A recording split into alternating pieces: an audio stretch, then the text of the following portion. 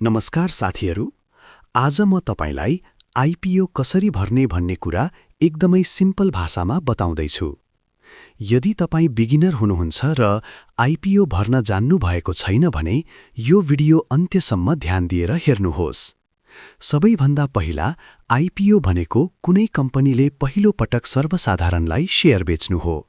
अधिकांश आइपिओको प्राइस प्रति किता 100 रुपैयाँ हुन्छ। त्यसैले आइपिओ बिगिनरका लागि सेफ एन्ट्री मानिन्छ। अब प्रश्न आउँछ, आइपिओ भर्न के चाहिन्छ? आइपिओ भर्नका लागि 4वटा कुरा अनिवार्य हुन्छ।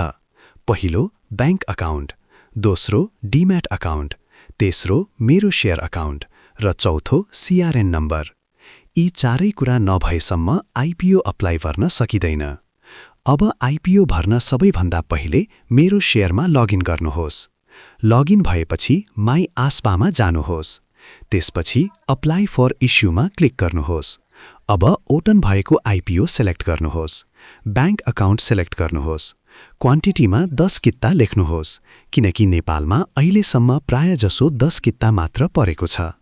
त्यसपछि सीआरएन नम्बर राख्नुहोस्। आई हियरबाई डिक्लेयरमा टिक गरेर प्रोसिडमा क्लिक गर्नुहोस्। 4वटा नम्बरको पिन कोड हानेर सबमिटमा क्लिक गर्नुहोस्।